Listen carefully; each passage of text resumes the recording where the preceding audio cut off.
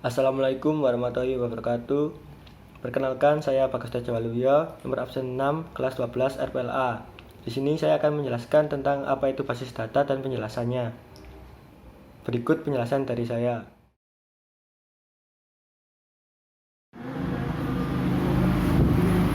Basis data. Basis data adalah sistem yang terdiri atas kumpulan tabel data yang saling berhubungan satu antara lain dan kumpulan program yang memungkinkan beberapa user atau program lain untuk mengakses dan memanipulasi tabel-tabel data. Basis data sendiri memiliki beberapa komponen, diantaranya adalah perangkat keras, sistem operasi, basis data, database manajemen sistem atau DBMS, pemakai atau user, dan aplikasi atau perangkat lain. Bahasa basis data. Bahasa database merupakan bahasa data yang dapat ditempelkan ke dalam bahasa pemrograman yang lain. Sebut saja Java, Pascal, Fortran, dan masih banyak lain bahasa data yang dapat digunakan. Dan bahasa di mana instruksi database ini berada atau menempel disebut sebagai inang. Bahasa database sendiri menurut fungsinya memiliki beberapa komponen. Yang pertama adalah data definition language, yang artinya adalah sekumpulan definisi yang disimpan di dalam suatu dictionary, dan manipulation language yang berisi akumulasi dari operasi manipulasi basis data yang dilakukan.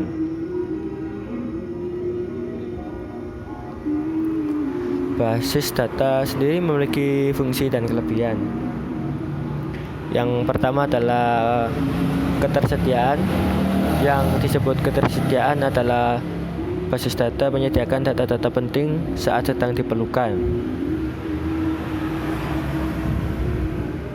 Yang kedua, mudah dan cepat. Yang dimaksud dari mudah dan cepat sendiri adalah pengguna bisa dengan mudah mengakses data-data saat sedang membutuhkan. Tidak perlu menunggu nanti-nanti atau mengalokasikan waktu tertentu untuk bisa memanfaatkannya. Selanjutnya ada kelengkapan. Yang disebut kelengkapan sendiri adalah basis data harus menyimpan data yang lengkap yang bisa melayani keperluan penggunanya secara keseluruhan. Walaupun lengkap sendiri itu kan ya relatif sesuai dengan pengguna, namun setidaknya data tersebut memudahkan untuk menambah koleksi data dan menjamin mudahnya pengguna untuk memodifikasi struktur data yang ada. Sebut saja field data yang tersedia.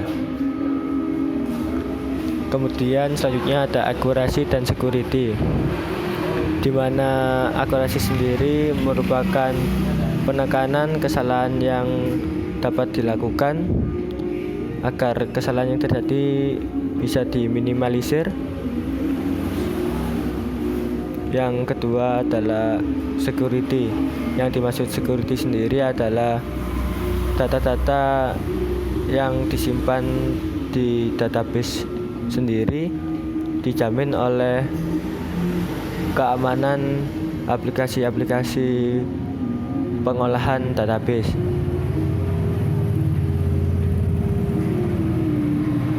Selanjutnya dari fungsi dan kelebihannya ada storage efisiensi. Dari pengorganisasian data dilakukan dengan baik dengan tujuan untuk menghindari duplikasi data yang berpengaruh pada pertamanya ruang penyimpanan dari basis data tersebut. Pengkodean dan juga relasi data bermanfaat untuk menghemat space penyimpanan dalam basis data.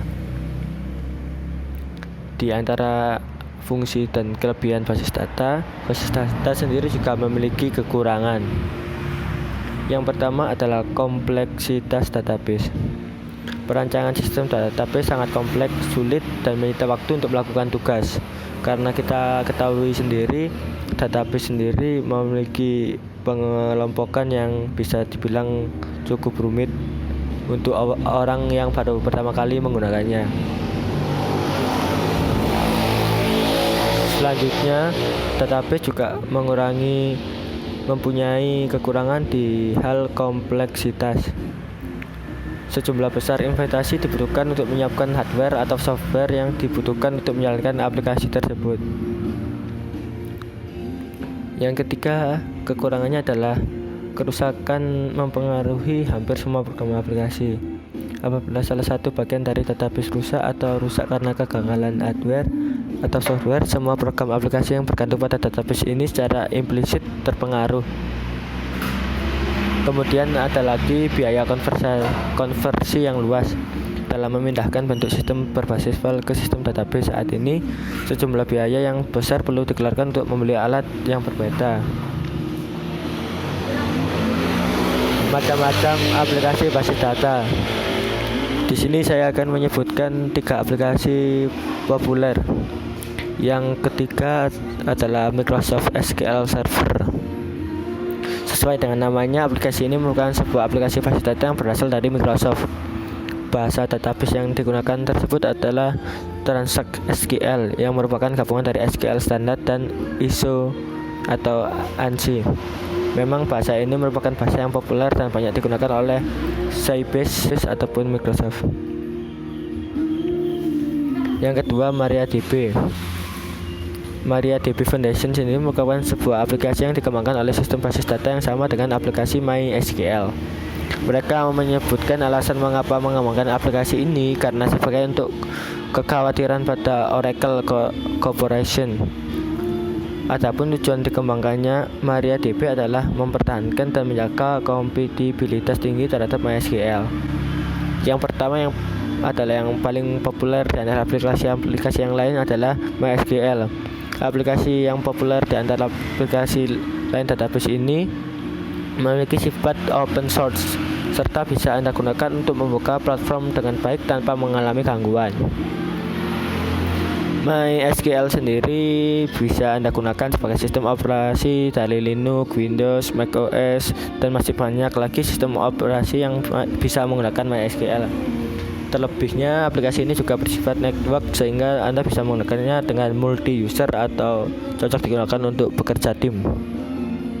Kemudian kita lanjut kepada materi ERD atau Entity Relationship Diagram.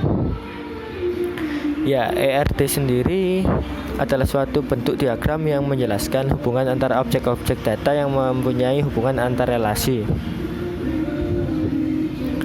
Fungsinya sebagai bentuk pemodelan dalam berbagai proyek sistem informasi. Contohnya rekayasa software. Dalam membentuk suatu rekayasa software, kita memerlukan sebuah konsep yang membentuk ERD atau juga disebut ERM atau Entity Relationship Model. Jadi kita dapat memanfaatkan ERD sebagai kerangka atau konsep dasar dalam membentuk suatu sistem informasi. Simbol dalam ERD. Yang pertama adalah notasi entitas. Entitas sendiri adalah suatu objek yang dapat didefinisikan dalam lingkungan pemakai. Kemudian ada notasi relasi, menunjukkan adanya hubungan di antara sejumlah entitas yang berbeda. Jadi entitas-entitas tersebut digabungkan dengan relasi. Kemudian ada notasi atribut. Atribut berfungsi mendeskripsikan karakter entitas atau atribut yang berfungsi sebagai key diberi garis bawah. Garis sebagai penghubung antara relasi dengan entitas, relasi dan entitas dengan atribut. Jadi notasi garis sendiri adalah digunakan untuk menggabungkan atau menunjukkan alur dari ketiga notasi yang ada. Di sini ada contoh ERD, yaitu ERD dari absensi atau aplikasi absensi. Mungkin sekian dari saya. Jika ada kurangnya saya mohon maaf, karena kesempurnaan itu hanya milik Allah Subhanahu wa taala. Terima kasih. Wassalamualaikum warahmatullahi wabarakatuh.